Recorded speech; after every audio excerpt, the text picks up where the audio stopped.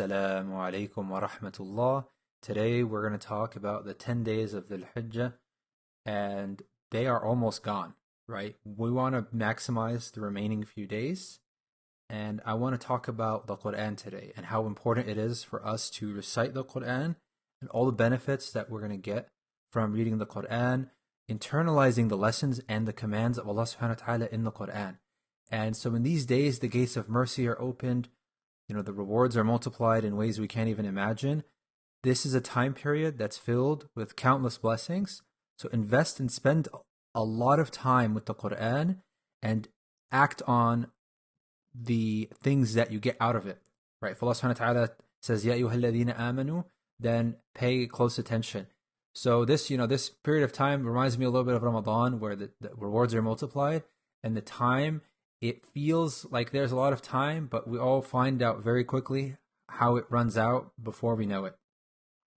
And leave all your distractions behind, log out of social media, really just log out, because it helps you focus. And so for each letter that we recite, we're going to get good deeds. And imagine the angels on our shoulder are going to record them with perfect speed and precision.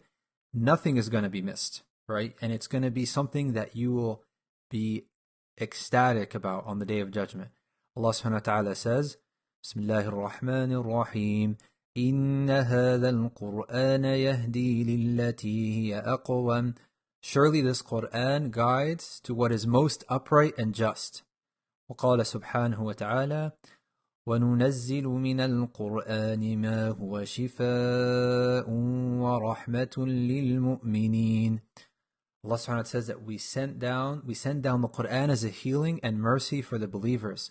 The Qur'an is a cure and guidance to what is correct and right. Bring the Qur'an into focus consistently. Think about it and read it and reflect and teach it. There's so many beautiful stories and lessons in the Qur'an. The Qur'an gives life to my heart and your heart. It brings peace to your soul and light to our graves. And on the Day of Judgment, it will be the one that helps us get to Jannah, to the doors of Jannah. قال رسول الله صلى الله عليه وسلم, اقرأوا القرآن فإنه يأتي يوم القيامة شفيعا لأصحابه. So imagine on that day, the translation is, the Prophet ﷺ saying, read the Qur'an, for it will intercede for you on the Day of Judgment. Shafi'an.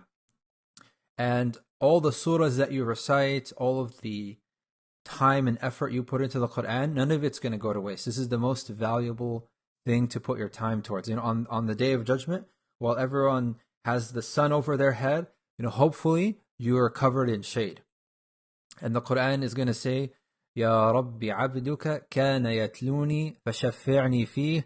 O Allah, your servant used to recite me, so accept my intercession for him. وقال صلى الله عليه وسلم, يؤتى بالقرآن يوم القيامة وأهله الذين كانوا يعملون به تقدمه سورة البقرة وآل عمران تحاجان عن صاحبهما. The Qur'an and its people who applied it will be brought on the Day of Judgment. Surah Al-Baqarah and Al-Imran will be leading and arguing on behalf of those who applied them, or interceding for them. Meaning that those that are applying the rulings, not recitation, right? You don't just recite and then you don't apply the rulings. You need to take and internalize the meanings and the commands of Allah subhanahu wa ta'ala and understand the lessons that are being taught. So understanding the tafsir, right?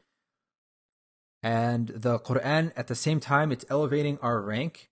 The more we implement from the Qur'an, the higher our level and status is going to be. قال رسول الله صلى الله عليه وسلم, يقال لصاحب القرآن اقرأ وارتقي ورتل كما كنت ترتل في الدنيا فإن منزلتك عند آخر آية تقرأها.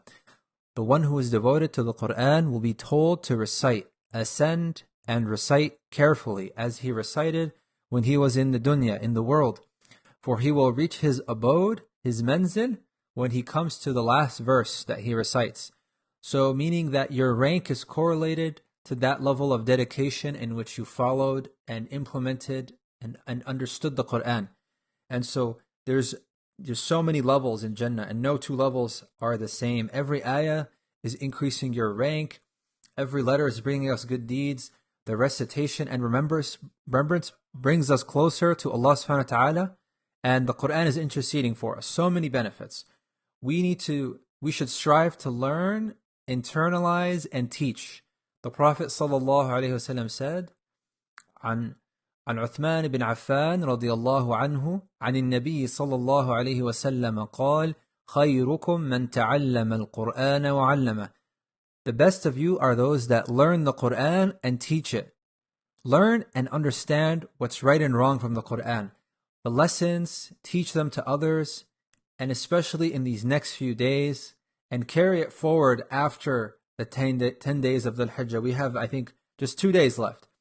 Finally, I want to conclude with the hadith of the Prophet sallallahu alaihi wasallam, where he says to not take our houses as graveyards.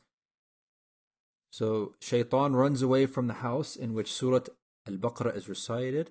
قال صلى الله عليه وسلم لا تجعلوا بيوتكم مقابر إن الشيطان ينفر من البيت الذي تقرأ فيه سورة البقرة. اللهم اجعلنا من أهل القرآن. اللهم اجعل القرآن العظيم ربيع قلوبنا وجلاء همومنا وأحزاننا. اللهم اجعل القرآن الكريم لقلوبنا ضياء ولأبصارنا جلاء ولأسقامنا دواء ومن الذنوب ممحصا وعن النيران مخلصا. اللهم ارزقنا تلاوته آناء الليل وأطراف النهار على الوجه الذي يرضيك عنا. وصلى الله على نبينا محمد وعلى آله وصحبه وسلم.